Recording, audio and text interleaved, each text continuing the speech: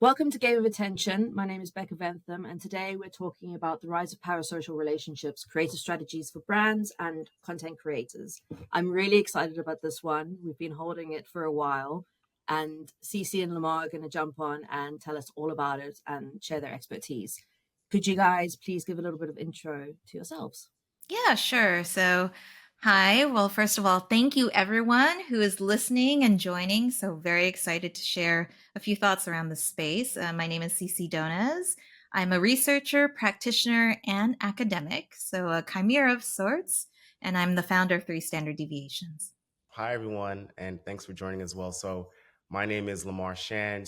I head up YouTube and digital video strategy over at Google, particularly focusing on CPG and beauty. And also, I'm a career switcher. So, started my career off in L'Oreal, which I also saw that Cece was also at L'Oreal. Excited to share the podcast with her and get to dive in on parasocial relationships. Well, I mean, what an interesting crossover, firstly. But thank you both so much for being here. It's been one that, I mean, Cece and I have been talking about this one for a while, and it's so great to have you in the loop, Lamar, because I feel like this is definitely a fantastic match for this conversation. So, if I can go to you, Lamar, first, please. What role does high quality creative play in forming strong parasocial bonds with audiences? In what ways does focusing on quality impact the trust and engagement with followers? Yeah, I think there are a few things that come to mind. First is around authenticity, connection, value, and also engagement. For authenticity, when you think about how a creator consistently delivers authentic, high quality work, what readers and consumers see is that they're genuine, they're passionate, they're invested in their audience. And this perceived authenticity wants them to, engage a lot more with creators. So I think that's around authenticity. The other thing I think is around that emotional connection. And so you think about that connection to like humor or storytelling, visual elements. So these are all other elements that allow to build that engagement. And then I think what this relates to is that there's an increased investment, right? So we have a finite amount of time. So we are always deciding where we invest our time, whether it's on social platforms, TV, friends, etc.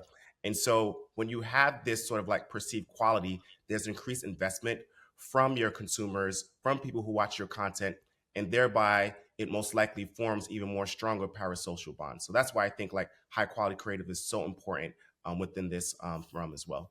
Yeah, I guess just to build, maybe take a step back, that might be helpful for some of the audience members. What is a parasocial relationship? So the idea behind a parasocial relationship, and this is true of all relationships really, all relationships have some level of asymmetry. And what do I mean by asymmetry? There's always give and take. Sometimes you give more, sometimes you take more. It's all okay in the sense that there's always this kind of dynamic balance in relationships. The distinction when we think about parasocial relationships is they are asymmetric, just like all other relationships, but they're particularly one sided, meaning that there's an individual that invests time, energy, attention, emotion into feeling with the other entity, but the other entity may not be even aware that person exists. So we originally studied these kinds of things when we were thinking about television personalities. So you watch the same shows over and over again, you watch the same newscasters over and over again, and suddenly you start to believe that, oh gosh, I kind of know them. I know a little bit about their background. They talk about their weekends, they talk about their family, et cetera, et cetera. But in reality, these newscasters, these celebrities, they don't know you individually. And so when we extend these ideas into digital and virtual spaces, where it gets really exciting is that, oh gosh, now we have these influencers. Oh gosh, we have individuals that we actually depend on for information on platforms like YouTube, platforms like TikTok, platforms where there is social media. And suddenly you have these individuals starting to have attachments to these influencers. And then it gets amplified even further when we think about AI, because now we have things like chatbots that are mimicking more and more of human behavior. And we have all of these experiences that are virtual that kind of sits in that uncanny valley, a little human, but also a little not human. So when we think about parasocial relationships and we're thinking about authenticity and trust, it begs the question, as a brand, as a marketer, oh gosh, now that consumers may or may not know what's fully real, and we know that they do obtain attachments to brands and entities and influencers. How do I show up in a way that's one, ethical, and two, going to deliver value for consumers? And so when I think about that, I'm thinking, gosh, authenticity from a brand's perspective is, how do I demonstrate transparency? How do I demonstrate value? How do I demonstrate alignment with what my customer and consumer is expecting of this brand or of this experience? And so when I think about parasocial relationships and brands and authenticity in these virtual spaces, I'm thinking primarily, how do we treat each other? And then how do we make sure that we're being transparent about that to reinforce that authenticity? Yeah, I love what Cece had mentioned around like just the sort of evolution of parasocial relationships. And I think it also plays into like specific shifts in media and consumption habits. Mhm. So the first thing I think about is like Cece mentioned this shift from like, your TV news anchor. And so what we've seen is there have been about four specific shifts, right? So from broadcasts where you saw your news anchor Mhm. to maybe it's like to cables, you think about like CNN. Now we think about we're in the shift of like streaming, and also we've shifted now to like social video. And so what we see is that consumers are spending nearly 60% of their digital watch time with social video and CTV. So it makes sense that these bonds are even forming a lot more stronger and more intense because we just have so much interaction with Mhm. creators and influencers. I think the other portion to that is around culture. So like I get RFPs from brands and they're always like, hey, Lamarr, put us in culture. We need to be in culture. Sometimes they don't know how to define what that means for them. But I think the other portion is that because of this sort of like fragmentation of media, our culture is also becoming a lot more fragmented. So we think about culture in two different segments. So, right, one around like monoculture. So we think about like top down, big moments. So you think of like Super Bowl, you think of like the moon landing. These are becoming less frequent.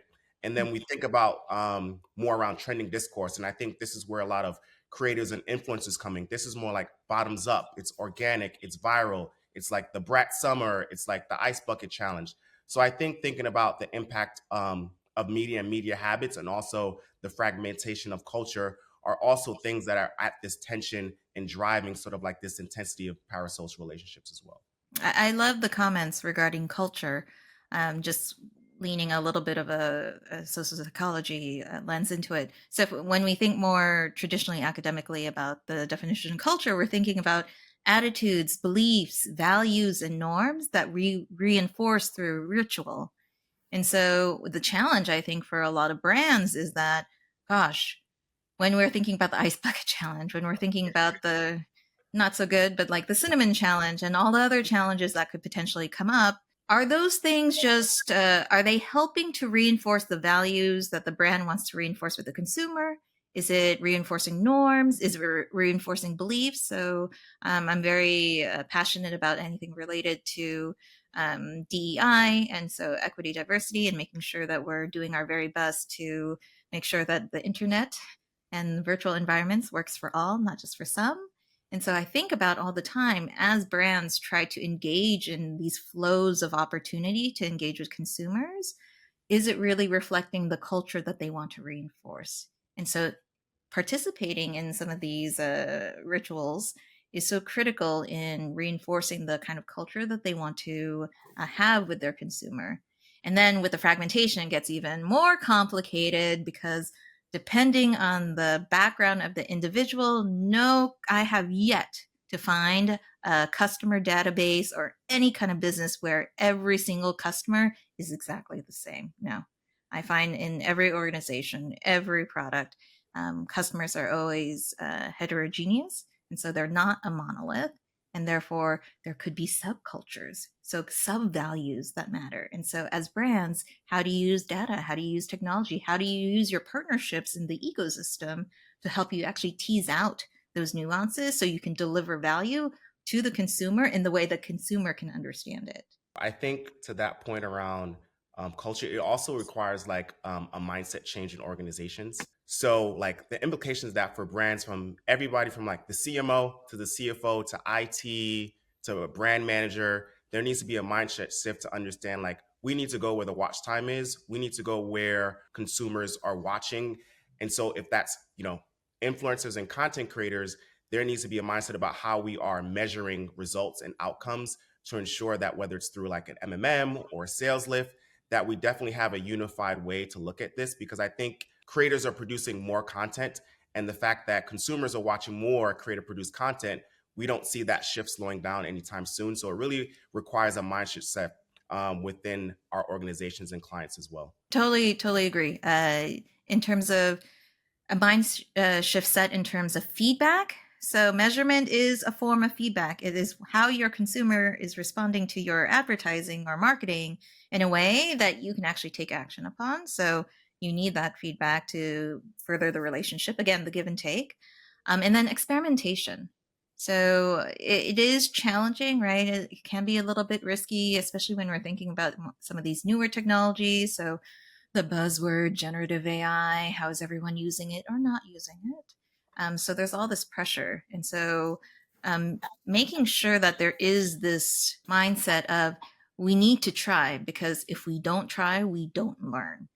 And so I always encourage any clients, regardless of size, that even if the experiment is small, you're still practicing that muscle of trying to learn. And that's so important, especially when you're trying to navigate these newer technology spaces. There's a common theme that's come through both your answers, and that's obviously the consumer, and the consumer is part of a community, which leads into our next question.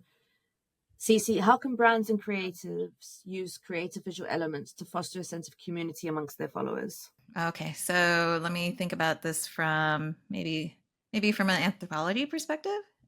So symbols are a great way of creating group identities, a great way of reinforcing certain mindsets, certain ways of thinking. And so brands who already have a rich sense of what those symbols are could definitely use that in newer spaces to introduce consumers to more novel experiences. So we have these mega brands. So for example, Coca-Cola, it's very obvious when we see that brand. Apple, very obvious when we see that brand. Google, same way, very obvious when we see that brand. So thinking about it as a brand, what are those symbols? It doesn't have to always be visual. It can be auditory. So we've all been very much trained when we get a new ping and our phone is letting us know that we have a new message, we know what that message means. Or we're getting a new email, we know what that sound means. Back in the day, I won't date myself, but there used to be a very distinct sound when we would connect to the internet, and it sounded like that scratchy sound. Okay. So somebody in the audience will remember this and then will give me the name of that exact sound. But when you were first doing dial-up, that sound is a symbol of sorts that helps to reinforce an experience, reinforce a brand. And so I think for brands who are trying to think about visual cues or auditory cues, understanding what's already in your portfolio so you can leverage that in new experiences. And then if you don't have all of these things in place, this is actually a great opportunity. I love the mention of Brad Summer, the participatory environment of consumers. Let your consumers help you make these symbols. The beautiful thing is that our consumers today have this expectation. No, you're not just talking at me, brand. I want to engage with you, brand. I'm going to play with you, brand. And I'm going to create because I need to express myself with you, brand. And therefore, that's such a great opportunity for brands to say, okay, this is how our consumers see us. And maybe this might be a thing. So can we leverage it in other spaces as well? So I think Brad Summer is an extremely good example of how consumers can actually create utilizing the primary brand, and then that can extend further and further as you need. And these are all visual elements and auditory elements. And so thinking about it in those modalities could be very helpful for brands as they're trying to figure out, how do I show up in these spaces authentically? I love that Ceci took it back. I guess it was the AOL days with the dial up. We're not dating ourselves. We're not dating ourselves. Well, we could do it. But I remember, like, to take a step back around, when, Facebook was founded, I believe it was like 2004. And so that main sort of like connection was people that you knew, right? And so as I think about the evolution of media and social networks and how they influence, parasocial relationships, I also think about like YouTube. So YouTube was founded in 2005, and it was really like the first platform that allowed this parasocial relationship to exist on a different scale. So like creators Mhm. could share and upload their videos. People could also share and learn more.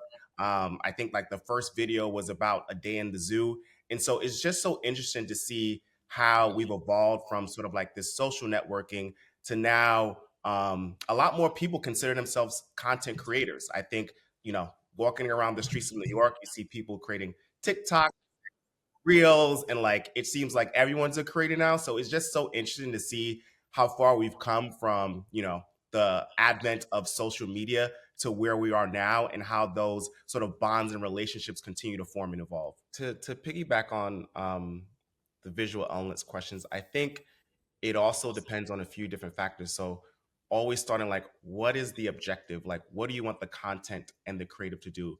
What is the marketing objective? Is it more upper funnel? Is it lower funnel performance? Or is it views or clicks? The other thing is the platform. Like brands have so many different platforms now that they can leverage creative elements, whether it's YouTube, Shorts, TikTok, Reels, etc. And the other question I get a lot is like, hey, should we be going after branded content or creator produced content? And so that's where Ceci mentioned like the measurement comes back into play. And so within Nielsen, we've actually saw that there are four key elements that really drive higher sales lift for creative. So thinking about like the first is around attract. So how are you hooking and sustaining attention with an immersive story? So like that goes into the visual and the elements that you may see in the first 5 or 6 seconds of an ad. The second is around the branding. So how are you showcasing your brand, making sure you're doing it early and often?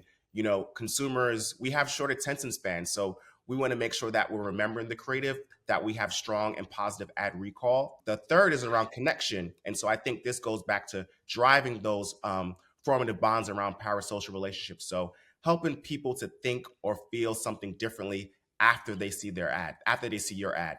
And then finally is about like direction. So what is the call to action after creative? So do you want them to go to your website? Do you want them to do a download? Do you want them to sign up on a page? So I think these are all elements that we need to ensure that we're infusing into our creative, and that we are very like cognizant on those cues to drive strong creative and strong social bonds as well. Mm. So I love that. I'm just going to call it out there. It's so straightforward and concise. It's like the ABCDs of creative. I remember that too. um, but I think the mnemonic is actually quite helpful, meaning if you cover all four of those corners, you really are setting up the engagement with the consumer for success, especially in the video landscape. And so, not cutting corners to cut short just to get faster. That's also a caution I tend to have with brands. Yes, speed is great, but speed with sloppiness, or speed without intention, speed without the kind of the direction, especially the D. I find direction is actually critically important to tell consumers what you want them to do.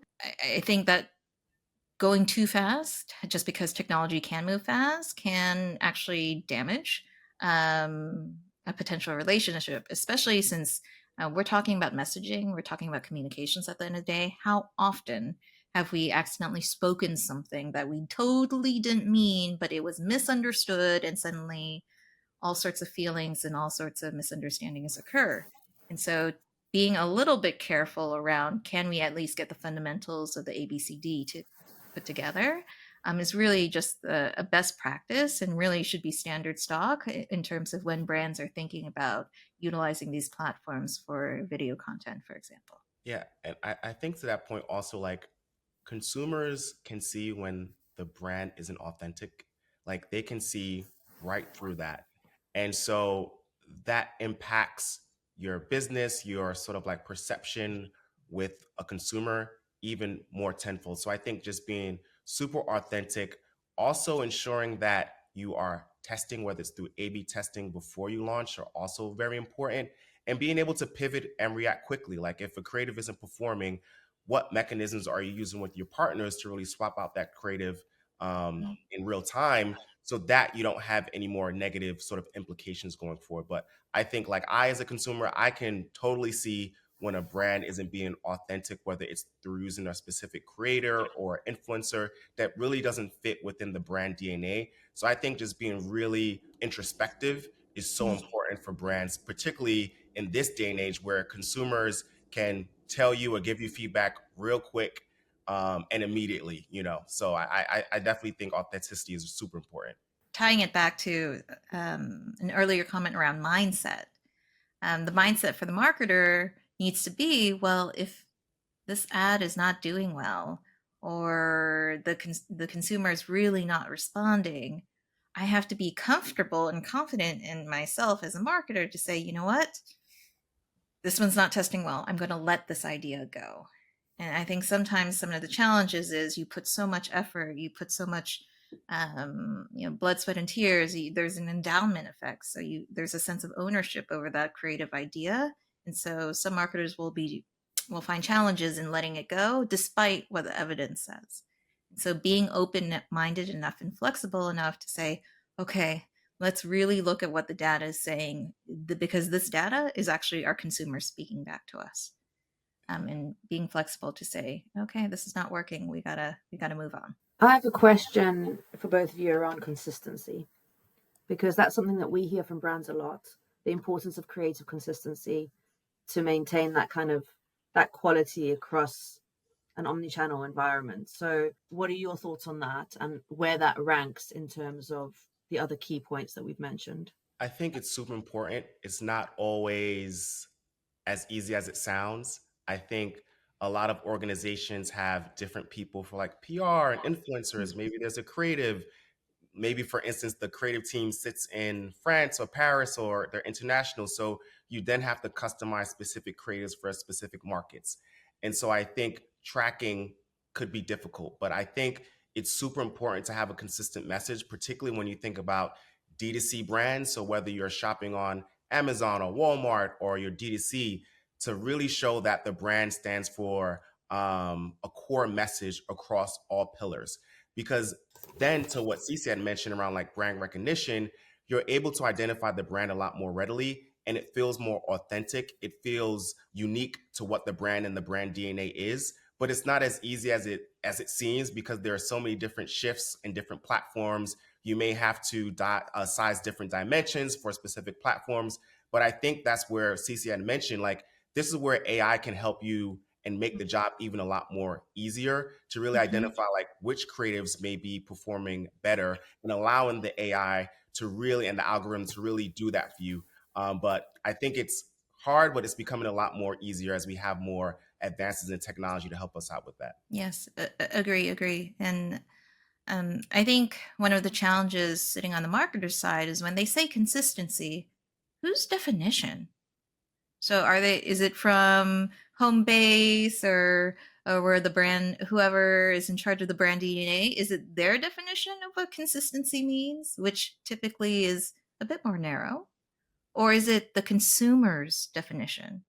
So the flipping open of a tab of a can of soda, for some individuals, that immediately makes them think of Coca-Cola. Maybe that's the consistency at the consumer level.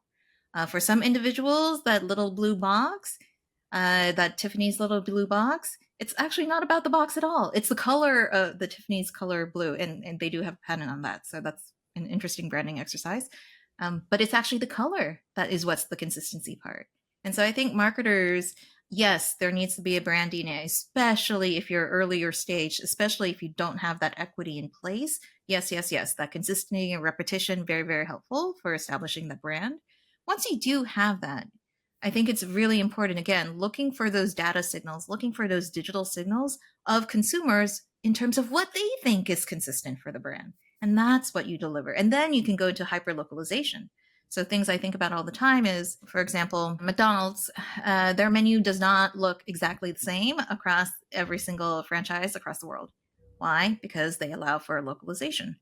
And so, yes, there is a certain double M, the yellow M that you see that helps to establish the brand. But when you actually walk inside, is it exactly the same? No, there's localization that adheres to tastes, for the local culture. And so it's understanding from the consumer's perspective, what is that consistency that makes sense for the brand? So I recognize the brand, as well as what is the level of personalization? What is the level of localization such that the consumer feels like, oh, I belong here. I belong with this brand. This brand can identify with me. I love that, Cece. And I think it also goes back to creators and influencers. Like, you may not use the same creator in the US as you may use in APAC or EMEA. And so it's important to identify like who are the sort of like creators and tastemakers that resonate with your core demographic. And so localization is also so important to driving those relationships and parasocial bonds. But to do that, it's important to have like the insights and the data to uncover this, to understand how you're positioning specific creators in specific markets to drive your business objectives, but also to ensure that you're driving authenticity and that sort of relationship with the specific market that you're in as well. We've talked a lot about kind of influencers and what AI is doing and how quickly it's speeding up kind of testing, pre-flight, in-flight, post-flight, and obviously what factors into that is co-pilots and how that assists creatives in getting things where they should be. But as brands are trying to kind of connect on this authentic personal level, what traditional advertising tactics are still useful and how can they be adapted as we move ahead with technology?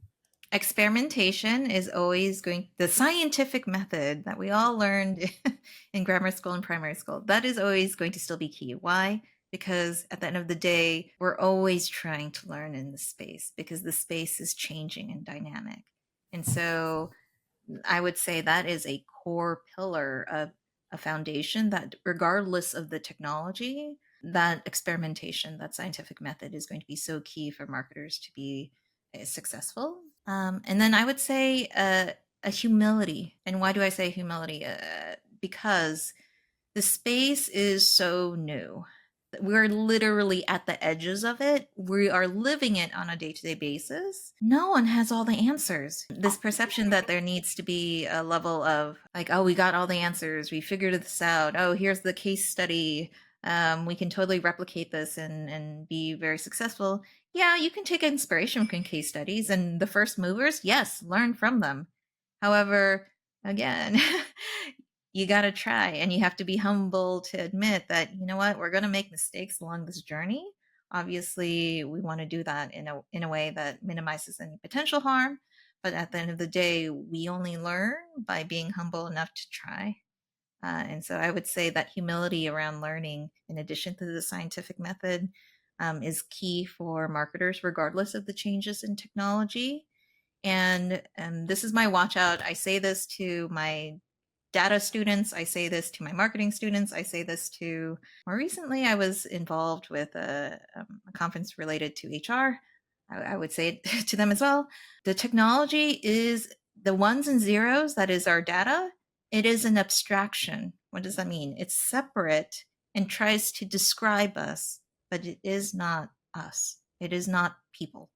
So as marketers, being the champion for your customer, for your consumer, that's so key. Never forget the person. Never forget the people. The ones and zeros at scale is beautiful, and it's really wonderful to see it work. But it's still only ones and zeros. The ultimate nuances that makes every individual unique and creates a unique value for that individual, it's still about the people. So sometimes I have to remind marketers, who is your customer? Who are we doing this for? We're doing this for people.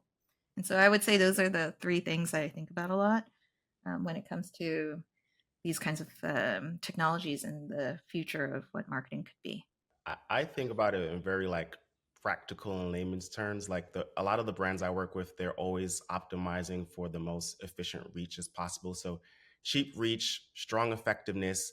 But the reality is you need to go where your consumers are watching and who they're watching. Like where are they and who are they watching? So when we think about where, they're on CTV and social, we've seen the explosion of this sort of like platform recently. But I would say like particularly around YouTube and a few other social platforms, they're underinvested about where we put our ad dollars.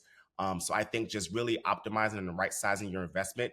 Obviously, TV has still a strong sort of like market share in terms of where our consumers are investing. But as we mentioned before, because of these fewer monocultural moments, there aren't as many times where everyone is like dialed in, unless it's maybe like the season finale of Game of Thrones or some other big show where we're all dialed in, such as like the Super Bowl. So I think going where your consumer is super important because that's going to drive the most ROI. And the second is going to where your consumer, who are they watching? So I think what we've seen across like the writers and actors strike, we've seen a huge explosion of creative produced content. And so if more users, more consumers are watching more creative produced content, you need to ensure that as an organization, you have creators and influencers within your marketing strategy. I think it's super important to look at how fandom and how fans are really driving this conversation and the fact that creators are co-producing a lot of this content with their fans. So as a personal example, like I'm a big Real Housewives fan. So like after every episode, I'm going to the creators to look at sort of like the recaps. And I may not know these people, but I'm among community. I'm understanding like what were the big memes, what were the takeaways, did they feel like how I felt? And so that also plays into this whole notion of driving those emotional bonds. So I think it's super important to go where consumers are watching and who they're watching, and then having sort of like that mindset and that mindset shift within organizations to ensure that you could do that quickly and very nimbly. Yeah, I agree. And I was just reflecting on who watches the Super Bowl anymore, except for the ads. Definitely watch the ads. But I was just thinking in the US market, yeah, we do see this kind of a fracturing of the content, especially when it comes to these type of tentpole events. I would be very curious, actually, in the UK market, is the Premier League still, does it still draw enough eyeballs at the same level that, from a cultural perspective, if you're thinking about TV adverts or you're thinking about digital or video adverts, does it still make sense to surround yourself with those kinds of tentpole events? I think that highlights that different markets have different levels of fragmentation when it comes to the consumer experience. And being mindful enough to know, okay, this might be different from market to market, therefore I need to adapt and then use technologies to help me with that adaptation.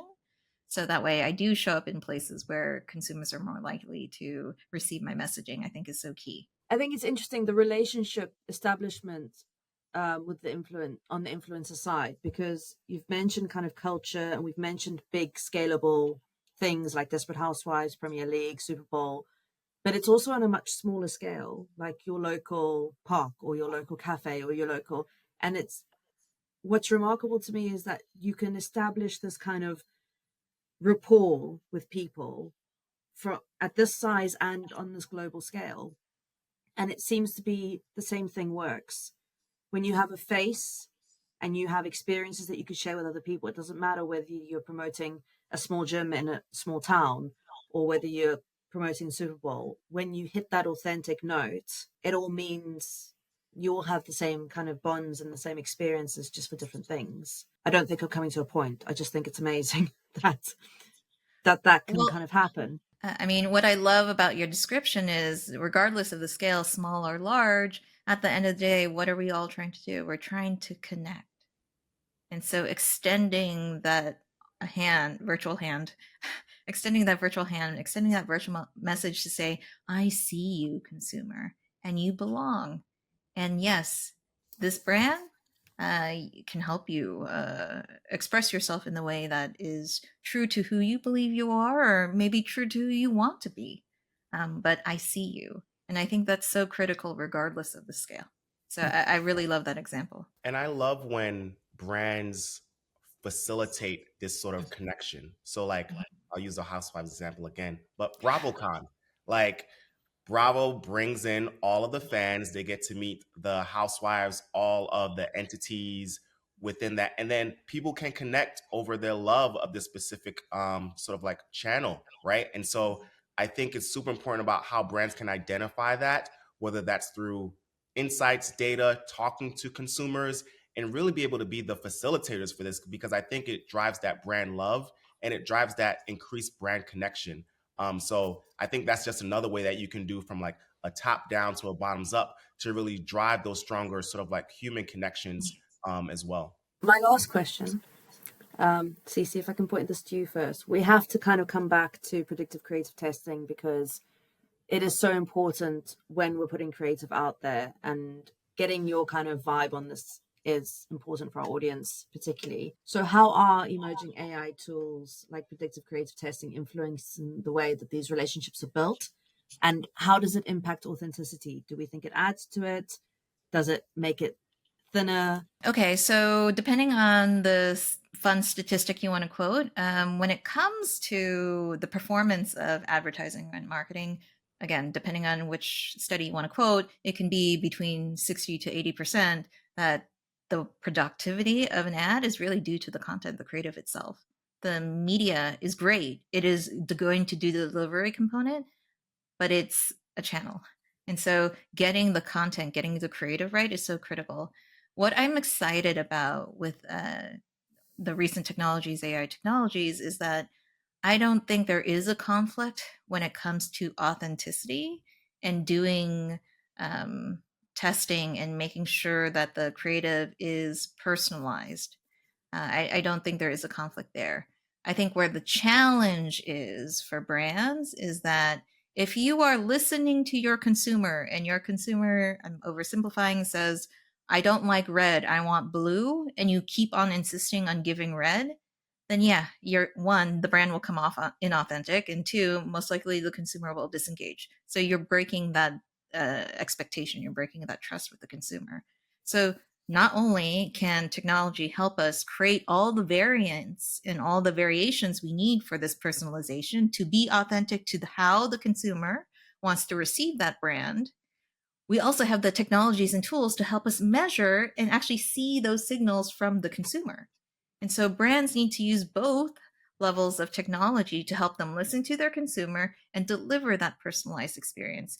It's difficult to try to do that successfully if you're only using one engine. You need both.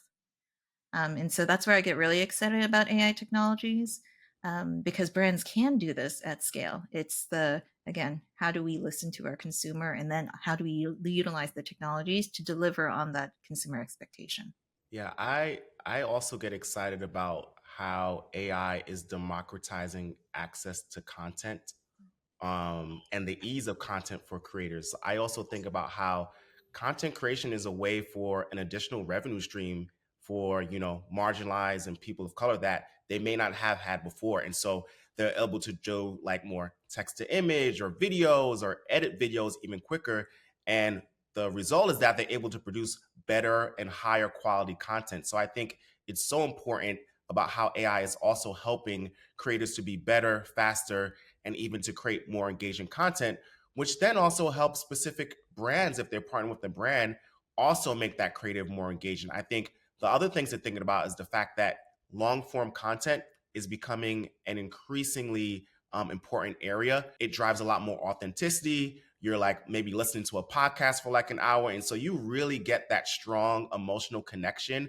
It's almost like watching a TV show. And I think being able to leverage these AI tools are also another way that it's helping creators to become more authentic, to drive more engaging content, and also drive that stronger connection with viewers as well. I would love to know if there are any brands that you think are doing this really well, like any that jump to mind that you think are really being authentic and using influence in the right way, and that you'd like to shout out, like, and why. Cece had mentioned this before, but I don't know if you're familiar with Kai Sanat. He's like a streamer, but McDonald, he's a famous TikToker, right? A young black guy.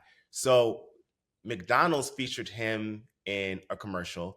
And I think it's so important because they're looking to attract a younger consumer. And he brings in humor, he brings in unexpectedness, he brings in that Gen Z consumer that they're looking to watch.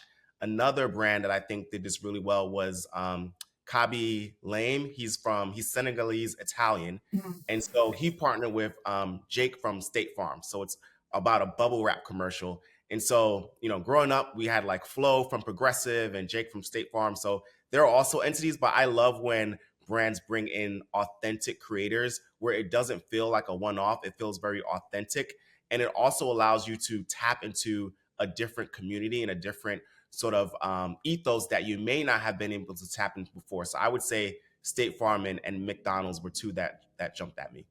Maybe not so much in the influencer space, Mm-hmm.